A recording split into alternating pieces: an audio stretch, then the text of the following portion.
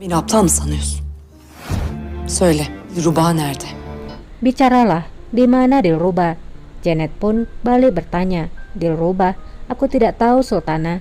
Aku bersumpah Sultana, aku tidak tahu. Ben bilmiyorum sultanım. Bilmiyorum. Halime pun berkata, banyak orang akan mati malam ini Janet, dan aku akan memulainya dari dirimu. Janet pun menjawab, tidak Sultana. Halime pun memanggil Aga, lalu menyuruh Aga itu untuk membunuh Janet. Ağlar. İcabına bakın.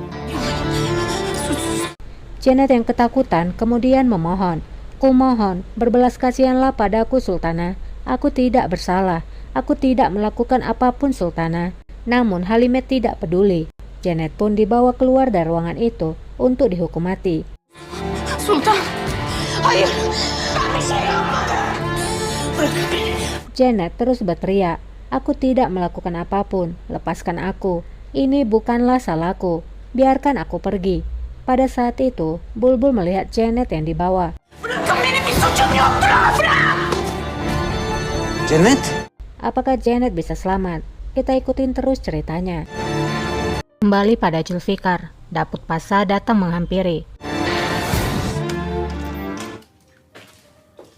Konuşalım. Davud kemudian bertanya pada Kilindir apakah Julfikar bicara. Kilindir pun menggeleng. Mengetahui akan hal itu, Davud lalu berbicara pada Julfikar.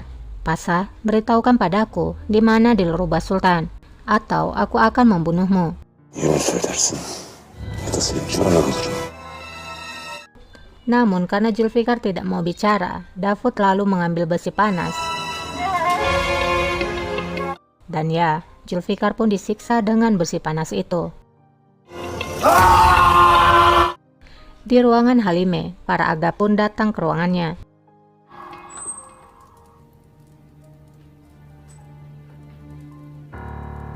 Sultanım. Halime kemudian memberikan perintah pada mereka agar membawa pangeran dari ruangan mereka. Para Aga pun mematuhi perintah itu.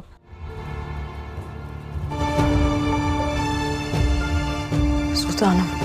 Setelah para Aga keluar dari ruangan, Menekse kemudian berbicara. Sultana, ini artinya akhir bagi Dilruba Sultan. Apakah kamu telah bersedia? Halime menjawab, putriku Dilruba Sultan akan mengerti. Semuanya hanya untuk masa depan adiknya. Kardeşim istikbali için. Di Istana Lama, Kosem sedang bersiap. Kosem berkata, ini adalah malam terakhir Melek. Perpisahan ini akan segera berakhir. Aku akan kembali kepada anakku. Ketika Osman naik tahta besok, kita akan kembali ke rumah kita. Melek pun menjawab, aku harap demikian Sultana. İnşallah sultanım. Di luar ruangan, suruhan Safiye pun datang. Mereka pun menyingkirkan penjaga yang di pintu ruangan Kosem.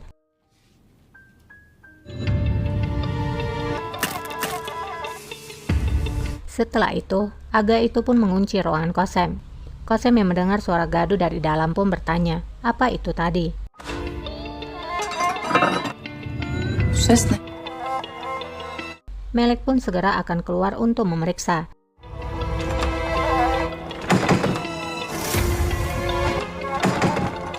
Namun pintu tidak bisa dibuka.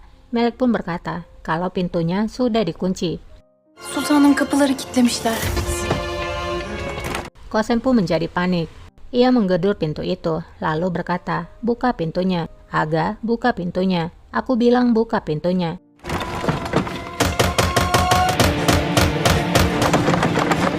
Açın diyorum size! Diyorum size! Sultanım sakin. Namun tidak ada seorang pun yang membuka pintu itu. Melek kemudian berkata, tenanglah Sultana. Hacia akan datang kemari segera. Dia akan datang dan menyelamatkan kita. Hacıya yetişirim de adımıza. Ağlar! Namun sayangnya, apa yang mereka harapkan tidak akan pernah terjadi, di mana Hacia terlihat sudah disekap dan diikat.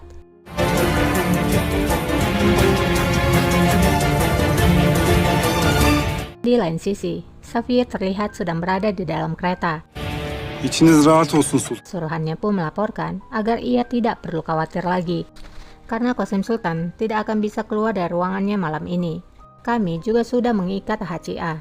Putri dari Qasim Sultan sedang berada di dalam ruangan dan tidak akan menyadari apa yang sedang terjadi. Bitenden bir haber dairelerindeler. Mendengar laporan itu, Safiye pun menjawab, bagus. Besok, teriakan Kosem akan bergema di seluruh istana lama. Kösem'in çığlıklarıyla inleyeceğim. Di lain sisi, Mehmet sudah tertidur, tapi tidak dengan Osman.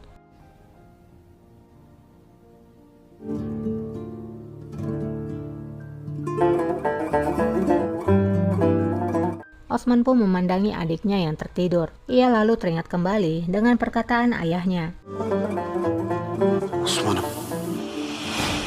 Raja berkata, permusuhan di antara kalian membuatku sangat bersedih. Jika mungkin segera diakhiri.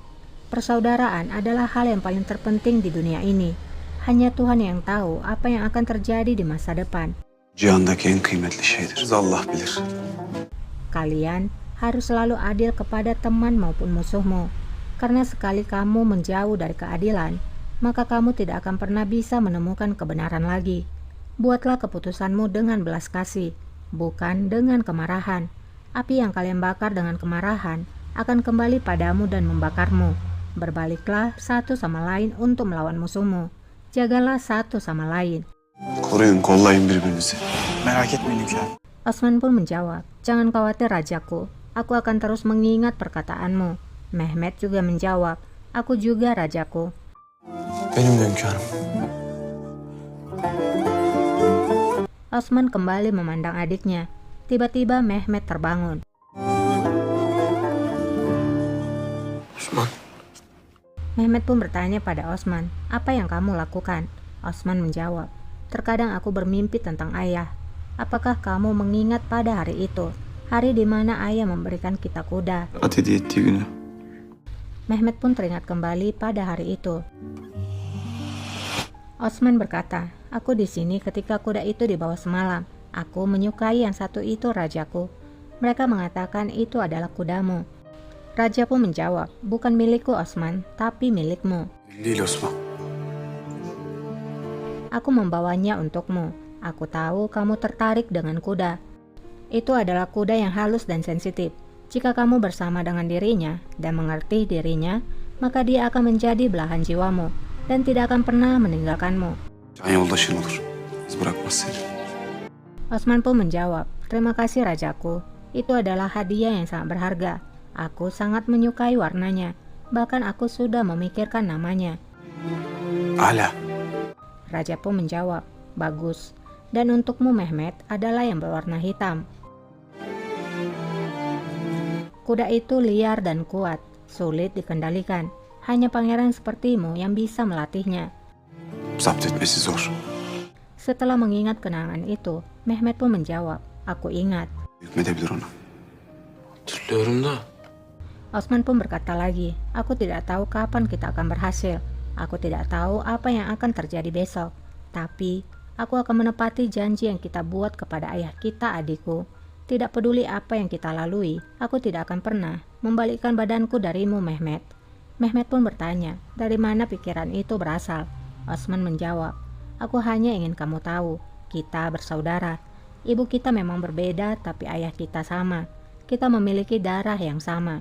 Sama seperti daging dan tulang. Kita akan tetap bersama. Kita akan mengatasi hal ini. Ayrılmayacağız. Allah'ın izniyle bu belayı birlikte def edeceğiz.